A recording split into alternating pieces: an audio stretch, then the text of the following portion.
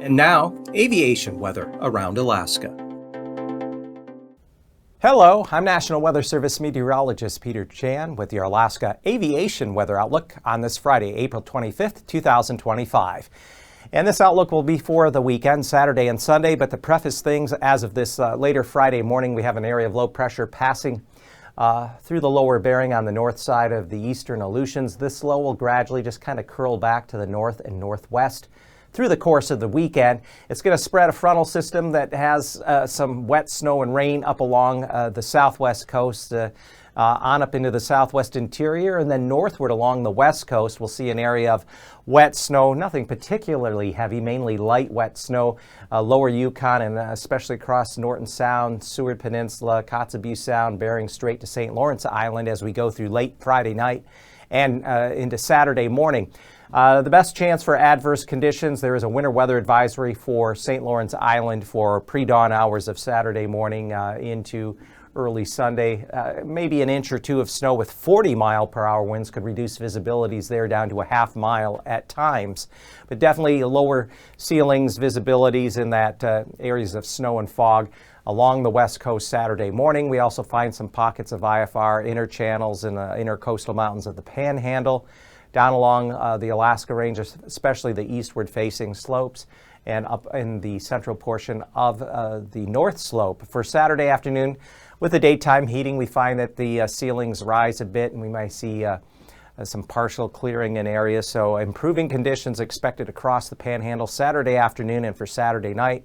Also areas of the central and eastern interior. Back to the west, IFR conditions continue along areas of the west coast, extending out toward the Pribilofs, St. Matthew, and certainly there at St. Lawrence Island. By Sunday, we get hints of that low pressure coming up. There's going to be another low come up out of the North Pacific, taking aim toward the northeastern Gulf Coast. That'll spread IFR conditions into the lower Gulf Sunday morning. We still have IFR conditions eastern Kenai, western Prince William Sound, east slopes of the western portion of the Alaska Range, areas of the North Slope, and especially along the west coast, Bering Strait, Seward Peninsula, YK deltas into the western portion of Bristol Bay, all the way westward to St. Matthew and St. Paul. Sunday afternoon, you'll see that IFR conditions advancing north and northeastward across the Gulf as that system, the low will track in a direction like this, bringing milder air and rain to coastal areas and pushing into the Panhandle, especially Sunday night and into the day on Monday. Further west, we still have some lingering IFR conditions along the spine of the Brooks Range. Another thing to mention this weekend, we continue to have rather strong easterly winds along the Arctic coast that could still cause some blowing and drifting snow. Not quite as strong as last weekend, but persistent. In fact, there could be a little more of a focus of those winds as we get down in later Sunday and Monday around the Lisburne Peninsula, but that'll be another concern up there. Still a little blowing and drifting snow and breezy, those easterly winds. And then for Sunday afternoon, still persistent IFR conditions over the northern and eastern portions of the Bering Sea, especially that would include St. Lawrence Island, St. Matthew, and Nunavik Island to just outside of the Bristol Bay and Kuskokwim deltas. So past conditions Saturday, we're looking at MVFR conditions in the central Brooks Range, Anatuvik, and Atigun passes.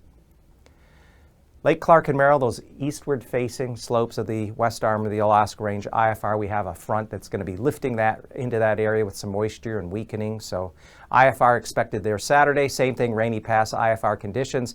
Windy Pass may be just at the right angle there with the winds and everything to just be MVFR. And then Isabel, MVFR trying to become VFR there in the afternoon. Further east, Mentasta Pass may see some MVFR conditions in the morning give way to VFR.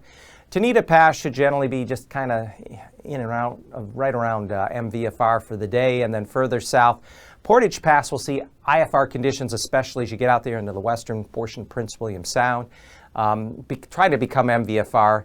And certainly staying MVFR there along the west entrance. Chilkoot and White starting out Saturday morning IFR, giving way to VFR conditions. As I mentioned, conditions will be improving across much of the Panhandle. Any showers there should be rather isolated during the day on Saturday.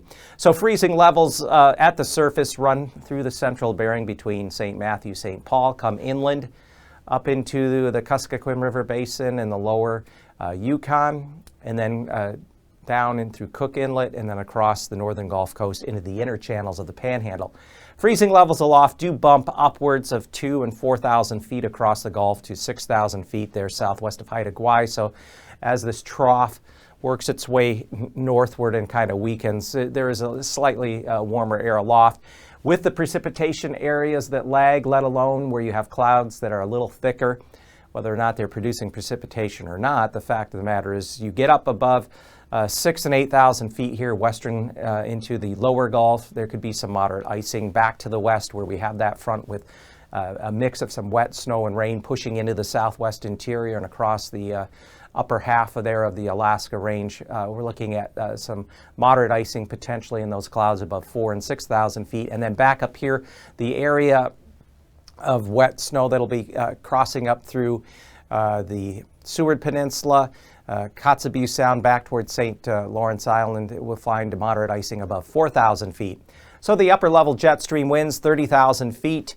We find generally at the top of a broad ridge. This is kind of an anticyclonically curved flow with generally west-southwest flow in the Gulf, maybe upwards of 50, 60 knots. Behind me, we do find northwest winds coming in along the central western Aleutians across the lower Bering, and you have the upper level low circulation there at 700 millibars. We find south-southwest flow across the northern portion of the Alaska Peninsula. Generally southwest flow, rather broad, 30 to locally 35, 40 knots south of the Gulf, and then back out toward the western central Aleutians, more or less a northwesterly flow, 30, 35 knots. At 3,000 feet, which is just above the surface, there's a few areas of interest. Some locally stronger winds coming in here toward Hinchinbrook entrance, and more so up toward Lake Iliamna up there off Kanishak Bay. And then up along the Gulf, or along the Beaufort Sea coast, we have southeast winds at 3,000 feet of 30, 40 knots. And then out through eastern Russia, there's another area of enhanced winds above 40 knots. But looking at where the greatest threat for turbulence on Saturday will be areas of the southwest. This includes lower Cook Inlet, Kamishak Bay, Iliamna region, Wood-Tikchik State Park area where you have those hills and small mountains, and then down here northern parts of the Alaska Peninsula, there could be turbulence there from the surface to 4,000 to 6,000 feet. And then along the far north there up toward Wainwright, Utqiagvik to about Dead Horse. Not that you get a lot of turbulence because the flow is rather laminar, it's rather even, but we will have some gustier winds up there around maybe as high as 30 to near 40 miles an hour, and that lead to some turbulence, isolated moderate turbulence, surface to 3,000 feet.